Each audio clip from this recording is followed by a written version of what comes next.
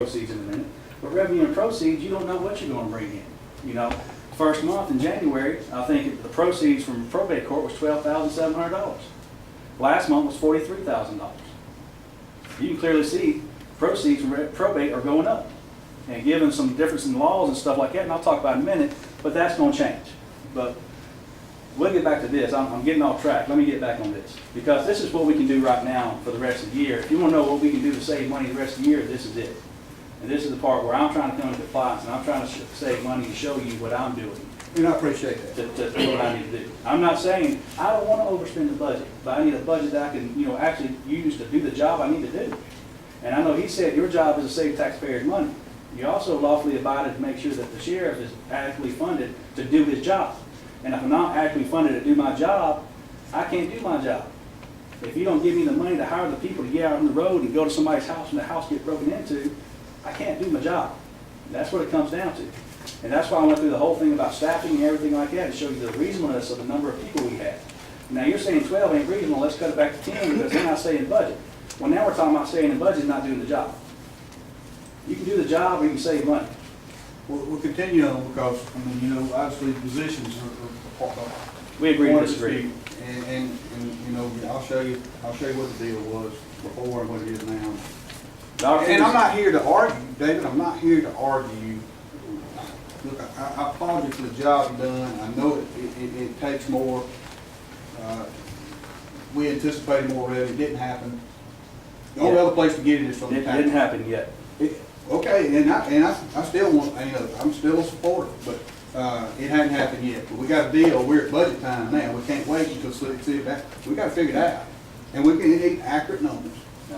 And you're justifying those, and that's And it's a difficult position to be in to determine what performance somebody's going to have by 6 months on the job. Imagine you had a job in 6 months and somebody's going to turn the rest of your year, the rest of your career on 6 months. And that's what we're doing right here. And that's why I'm showing you, I want you to see there's logic and understanding and plans ahead for what I'm doing. I'm not sitting here and saying, yeah, it's okay that I bought a Mustang. What's wrong with that? I didn't buy a Mustang. I'm trying to pay people to drive the car on the road to answer calls and save the public. That's what I'm trying to do. We're talking about personnel here. We're not talking about anything flashy or unnecessary. This is necessary. Now, talking about opportunity strategies to further reduce overages by the end of the year, I've already converted the dispatch to an 8-hour shift. That's done. July 1st, we went to that. July 2nd, I'm sorry. We've gone to that. When you're talking about dispatch was on a 12-hour shift. Dispatch is a 40-hour employee. They're not a public safety employee. They get paid overtime after 40 hours every week. So when you don't have them on 12-hour shifts, they make 9 hours of overtime one week and nothing the next week. That works out to $251 a year you pay in overtime to those employees. When you convert them to an 8-hour shift, they make 60 hours a year in overtime to the tune of $9,379.50 worth of savings. So I gave them raises to be able to get people here, and some of those raises are being recouped by putting them on 8-hour shifts. But the bottom line is I was 4 people short, and you need dispatchers. Bottom line, you need dispatchers. If somebody calls 911, nobody answers, did they really call? I don't know. David, I picked up on one thing you said a while ago, and I'd like to get you to answer this for me. Of course, you understand, I've only ever dealt with personal businesses, never been government business until this responsibility. But when you bring in a dispatch trainee, you're paying them at the same rate. You said you paid three dispatchers. We bring them in at $10, and then once they get certified, we go to $12, which is still last in the area. We're still last. We're not paying more than anybody else. But it's easier to pull people over here from somewhere else if there's a $1 difference as opposed to $3 difference. But when we bring them in, that person making $10 is sitting next to somebody making $12, and that person can't get on there. They have to go work through the GCIC book. They have to go through all the different things as far as learning how to do warrants and everything else. They have to learn how to do all the radio stuff. They have a ton of computer stuff in there they have to learn how to do.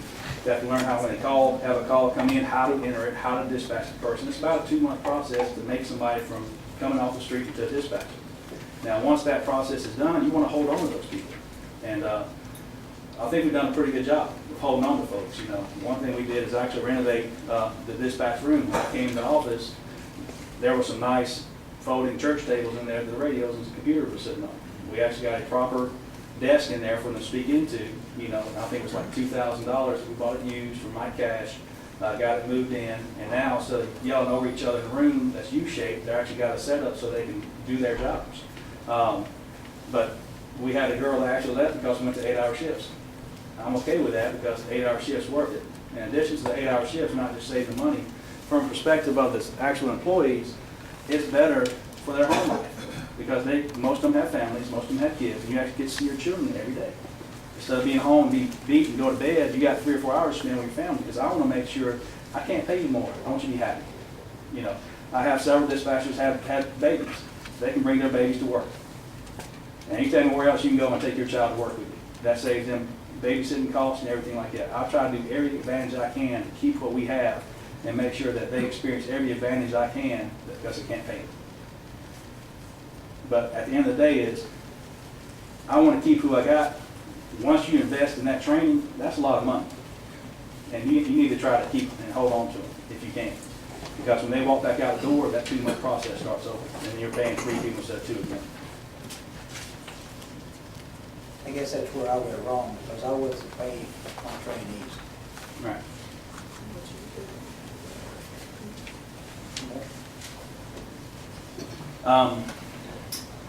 Same thing, elimination of the jail rover position, that's done as of July 21st will be his last day. That's $16,000 in salary savings right there that we paid the first 6 months, we will not pay the second 6 months. Convert holiday time, holiday hours, there's 4 holidays left. If we convert that before the next holiday, that will save us $18,595.52 in holiday pay. Now, they'll have the time to take like a vacation day, but it won't be $18,000 added on to the actual salaries. So that's going to be a savings from what we're doing now. Reduce overtime by using a 28-day pay cycle. We did a workaround on that. I can't get the software to do what I want to do. So what we're doing is we're doing a paper timesheet. I'm going to have one of my secretaries actually enter that information in, and we'll carry the overtime over to the second 2 weeks on paper, and then we'll enter that in if they don't time adjust it out. Now, a couple things that's going to do is going to give us 4 weeks to time adjust people out for overtime. The other thing it's going to do is it's much easier to go up and pick up a clipboard and flip through and look and see what the overtime's looking like and try to pull up the computer screen and go to each and every one of them and do things like that. So from a perspective of supervisors and administrators, you're able to more easily manage the overtime and catch people when they have a certain amount of overtime and tell them they need to address it before the end of the pay period. So that's one reason that was done. Increasing housing inmates in jail for additional revenue. Since the beginning of the year, we've housed for Walton County. Starting in May, we start housing for Hart County. Starting next week, we're going to start housing for Franklin County.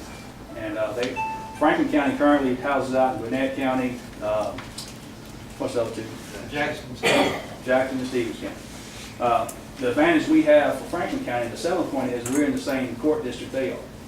So if they have it here, if they have an arraignment or somebody that's in our jail, housed in our jail, they can do the arraignment or any kind of court proceeding outside of the jury and everything here at our courthouse. So they'll save them transportation costs, and it makes it much simpler for them.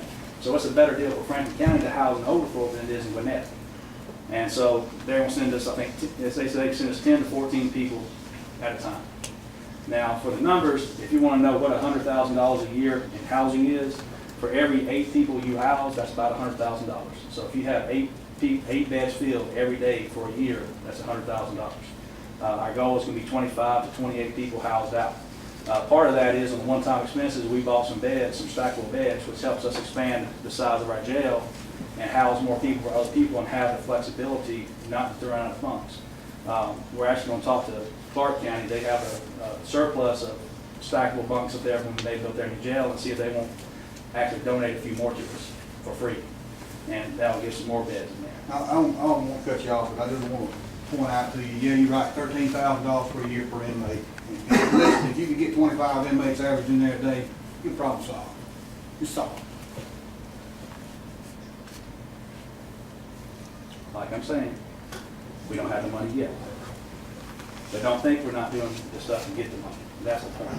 The point is, we are actively seeking things out and seeking out places and seeking out revenue in other places. The e-cigarette fund is something new that we have. we allow the inmates to have e-cigarettes in the jail. We make $4.57 per cigarette. We go through about 200 a month. So it's 200 to 400 right there somewhere. According to, we also use it as discipline. If you get in trouble in jail, they take the e-cigarette away because people want nicotine.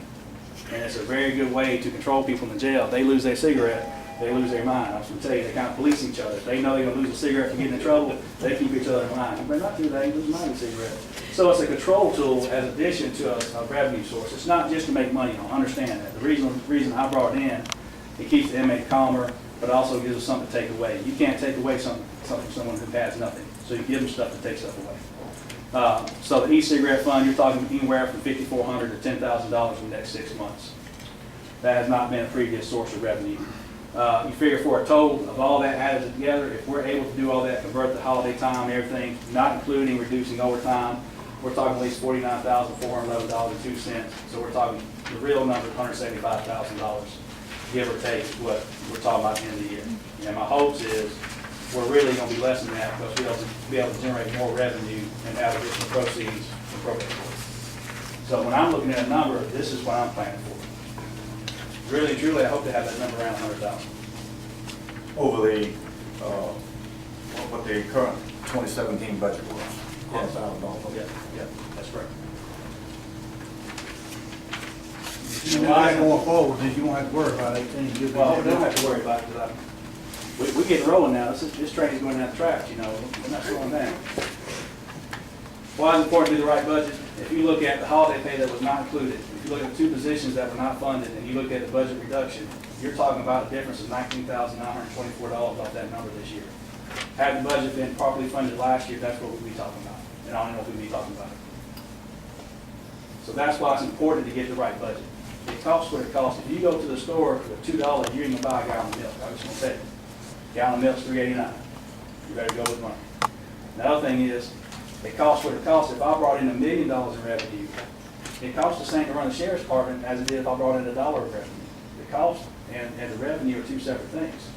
I want to run the sheriff's department the correct way, as cheaply as possible, and I also want to bring as much revenue in as possible. But they're 2 separate things. That makes sense. Now, hopefully at the end, to the advantage of the taxpayers, if we can raise the revenue, it's to their advantage not have to raise any kind of mill rates or anything. But at the end of the day, my duty is to do the job right. That's my job. Your job is to make sure I have the money to do it right and what's necessary. Not what I want, what I need. That's what I'm asking for. On the revenue side of it, we estimated, if you go back and look at the history, we were bringing in $260,000 to $260,000 prior to the Arnold Place shooting. The year of the Arnold Place shooting, it dropped down to around $48,000. The reason for that is other sheriffs don't want to house their inmates with you if they don't trust your organization. Because if I house my people somewhere else, I'm still responsible for them. If I put them in a facility that's not correct and they get hurt, I'm getting sued, they ain't getting sued. So I think that kind of shook the trust, and people didn't want to send their people here, and it showed up in the revenue that was generated from housing 2 years ago at $248,000. Last year it rebounded a little bit for $109,000. I'll show you this in a minute. Right. So now, this year, we're saying, okay, we think we can do 200,000. I think that's a very attainable goal. I think we're already at, Well, you're at 59, but if you take the 21 off, that's gonna be. I think actually billed out, I think we billed out 92, waiting on payments. Yeah, that's first 4 months is what I was talking about. That's what we actually got in hand. Right. But we're actually billed out at $92,000, of course. We've done $92,000 worth of work for other people that we're waiting on payment back from them for. And obviously, dealing with governments, you know, sometimes there's a pause there, but we're at 92,000, so we're almost at our 100,000 range now. And that's after having an empty pot at the end of the year, going through doing all the renovations and everything like that. And now we got everything in order. Now we're starting to fill it up. And each month you'll see we should have more and more people housed out for other places. That's the plan. So we're halfway there. I have no doubt we hit 200,000. I hope to do more than that. I can't tell you what it is because you don't know. But I can tell you we're going to make every effort to do over that. We're not happy with just 200. I like to do 250 to 300. And the 25 inmates, you're at 325. That'd be great. Right. That's what we want to do. That's the goal. And that's why I tell my jail commander every day is we need to be on the phone calling, getting these folks in here, making stuff happen. And So basically what you're saying here too, if I understand this right, you're looking for more to get more of your revenue from house jailing than out here doing traffic citations. No, we'll talk about that in just a second. But basically what it comes down to is we have to rebuild relationships. We are rebranded. We're not Oglethorpe County anymore. We're the new Oglethorpe County. And if you go around any county around here, they'll tell you we can claim. I like that. I like folks not to think they can come to Oglethorpe County and do dirt and break the law. I've had a number of people tell me that. Had a GBI guy come in the other day, walked in the office, first thing he said was, wow. First thing. Guy's been GBI for 30 years. He said, you brought this organization 100 years in 6 months. We're trying to make it right. And this is what right looks like. I'm just telling you, this is the new normal. But to do that, I have to go talk to the judge. I have to go talk to different sheriffs, and I have to go talk to chief deputies, and we have to go have lunch together. We have to talk about it, say, hey, what can you do for me? And it's a business proposition. Running the jail is a business. And then it's like, hey, I got some bids, send them to me. You have to go out and get that business. And we've been doing that. If I wasn't going on vacation this week, I'd be going with my captain over there, but he's helping me out a lot with some of these folks and facilitating this. And I usually remember my team to pull folks in. It's a team effort. It's not just me. So don't think that I want to be like, we're at $100,000, that's good enough. It ain't good enough. I always want to do more. When it comes to revenue that I can affect, I want to do more. We put kiosks in the jail, and the kiosk is a touchscreen. And basically what happens is they're able to send emails now, it costs them 52 cents, which we don't have to deal with any kind of letters or anything like that, or any paper or any stamps. They send the thing, it costs the same thing as a letter. But it also raises the amount of things they have in their ability to order different type of foods and commissary items and things like that. The other thing it does by putting the kiosk in there, which was at no cost to us, the commissary company takes care of that. But the benefit to us is we don't have to go in and review it. It goes straight from the kiosk straight to the company, and it cuts us out of it. So that's more time that I have for my people to do other things, which is important, because the biggest resource that you manage as a sheriff is time. It's your people's time, because you have so many people and you have so many hours in a day that you can work on. You got to get the most out of them for the work you're paying them for. And that's the whole key. If you can get them to not do an administrative task and do an investigative task or some other tasks to help the community be safer, that's what you want to do. 911 fees, as of June for fees and April for commissary, and I'm not sure exactly how y'all figure this. I'm not sure what your number is on this. But I can tell you the estimate on the sheet that was $25,000 for the sheriff's office. I'm not sure what that's included. But for bond fees, civil fees, commissary, and phones, right now it's $21,972. For what I've looked at, we're outperforming, and more people we have in the jail, the more that's going to go up, because they make phone calls, they buy food.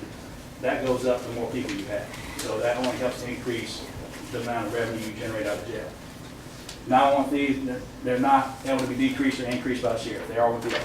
It is. It's about $225,000 a year. It might go up or down 5,000, but there's nothing we can do about that. But that's something we kind of use to offset the cost of the 911 center.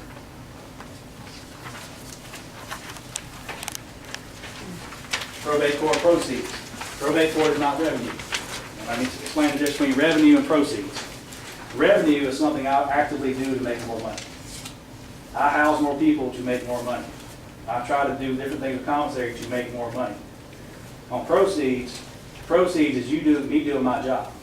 I go out here and write a ticket. I'm not writing tickets to make a profit. I'm writing tickets to do the job. Now the side effect of that is there's fines that comes to the county, and the county gets utilized to offset costs where they choose to do it. And that's up to y'all. But that's not a revenue for us, because I'm not out here creating revenue. I'm out here doing the job as well as the state patrol. One thing I've noticed is our numbers have dropped. Right now I have somebody on military leave, I have somebody on light duty, and we're running call to call. I mean, at 10 people, I'm effectively at 10 people right now. Our citations have dropped from, normally it would be 200, 250 a month. We're down to probably maybe 75, 80 tickets right now. And the reason for that is if you're understaffed, you don't have time to do anything proactive. You're running call to call. I've met with the GSP and I've asked them to come in and try to pick up the slack. And I tell them where I want them to go. And most times it's either an area we have accidents, an area we have a drug issue, or an area we have thefts. Because our philosophy is we do traffic-based crime suppression. And the thought behind that, the studies say, basically when bad guys see blue lights, they go somewhere else. So if I have an area where burglaries are happening, or thefts are happening, or somewhere else is happening, I'm going to go out there and pull the car over, and you might catch the burglar, you might catch the guy with drugs, which we've done a lot this year, Or they might just see you and go, yeah, it's too hot over here, I'm gonna go somewhere else and do my stuff. So that's the idea behind that. And it works very, very well in rural areas. Because everywhere somebody goes here, they have to be in the car. We don't have public transportation or anything like that.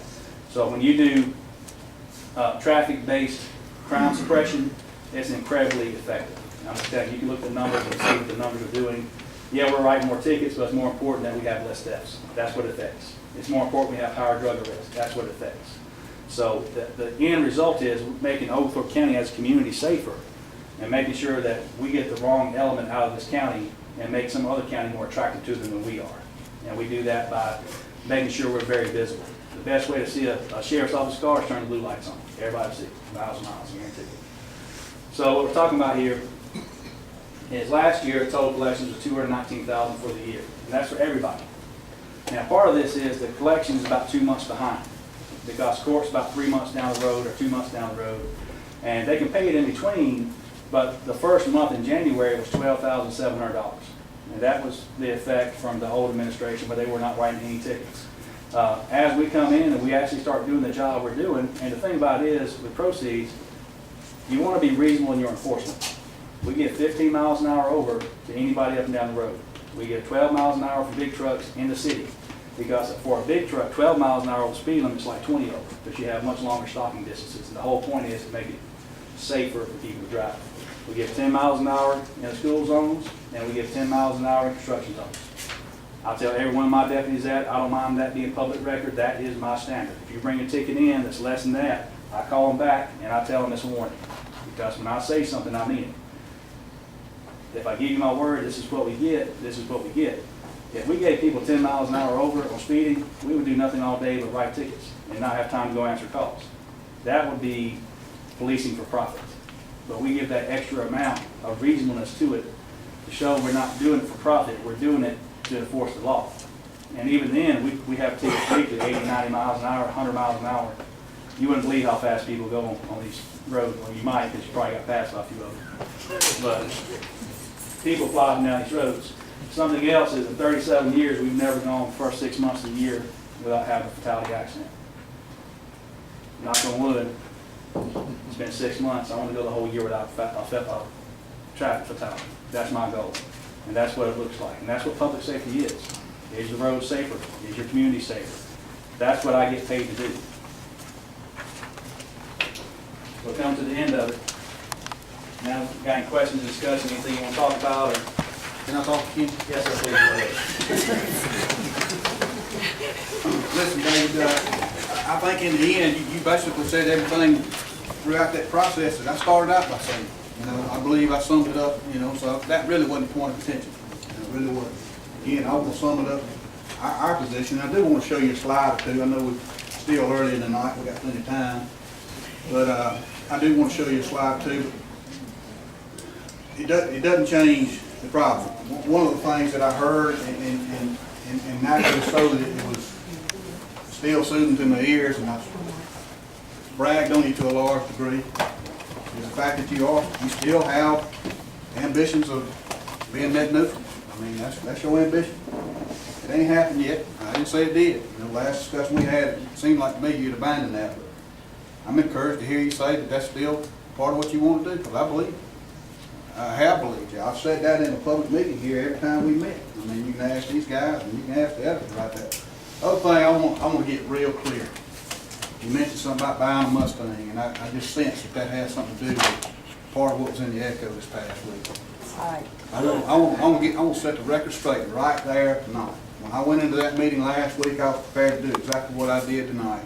And there were some questions that come up. And I'll be honest with you, I wasn't prepared for them because I didn't foresee them coming. And the only answer I could give them was what come to mind. You know, the situation before it happened, and I called out a name. I regret that. I apologize to you for that because I certainly was not. And I think it's obvious that I wasn't if you were here. But if you read it, I feel like you could derive from that I was making a comparison with you and another administration. I promise you that's not the case. And I don't think anybody here that was here will tell you that was the case. And if you felt that way, I'm sorry. But that was a mistake on my part. But I didn't anticipate the question.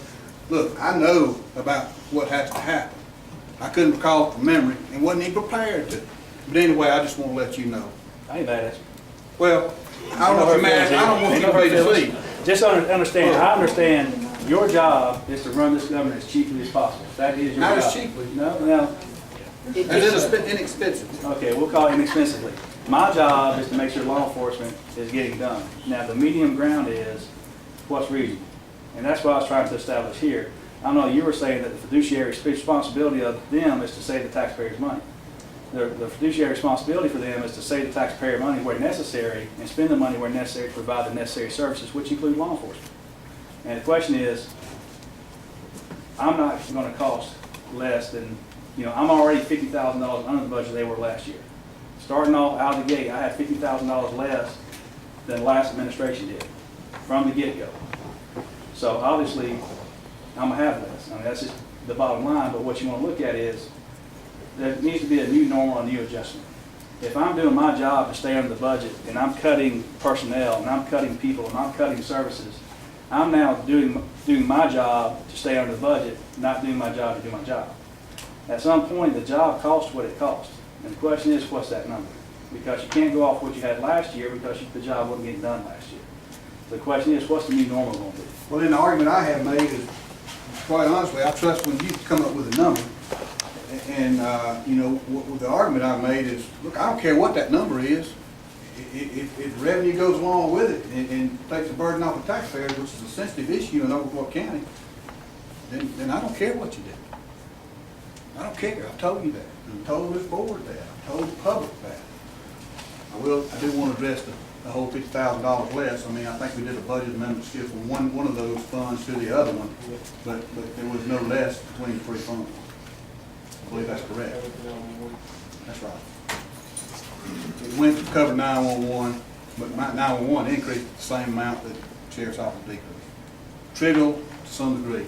Josh would, and I don't even know if I want to go here. I feel like we're ending on a positive note, but I do want to show you what we see and where some of the revenue or some of the expense increase come. Again, I'm not telling you how many positions you got to have, but when you say you fill positions, I just want to show you what it was like 16 months ago. Take a snapshot of that. That's what I really want to see, Josh, is the funding of the positions. 16 months ago was not 6 months ago. Yeah, that's the one. But a couple things we want to try to demonstrate here, or just show you some reality. The column on the left is the jail, and you scroll down if you would. I just want to give everybody, they can see the whole picture. The jail, the sheriff's office, and you got patrol 1 through 12. So essentially, if you go back to where, I don't care if you put names right there, that doesn't bother me. You got names, right? Yeah, Roll over and see the names. well, I just got them on the COC names. Yeah. Public information, no restriction on it.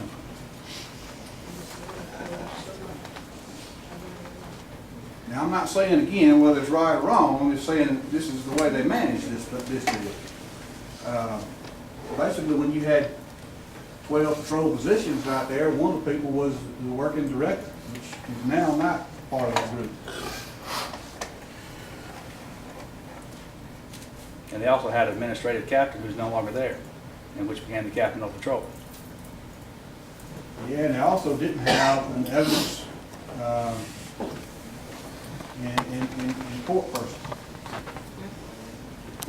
So what you look at is that's what they did. Is they took, they had Don Walter working on patrol, and as a chief, and I don't know what you call him, commander now, and so let's scroll up, Josh. 911 was Lisa Park, and she was a working director. She didn't just direct. She actually was a working person that made more and helped with schedule and stuff like that. Again, I'm not arguing that's wrong. And it's the same now. We still have a working director, so there's no change. Okay, well, And the right now, Shallon's we got- position became Captain Bell's position because I eliminated her position as an administrative captain because I do my own work. And I let Captain Bell be over them so I can actually have 12 full people on the road. again, David, I'm not trying to argue with you about how you do it. Well, at the end of the day, But we're talking here's- about look at that gray positions. number at the top. Look at that gray number at the top. Here's the reality is they had 47 positions, right, wrong, or indifferent. Today, we got 51. I mean, and if you look over here, that's the total employees between those three departments. And, you know, primarily it's the difference of those who go. You know, the ones that are gone and the ones that are added. So, we don't fund positions. You determine the position, we fund the department. You made your argument, but I just want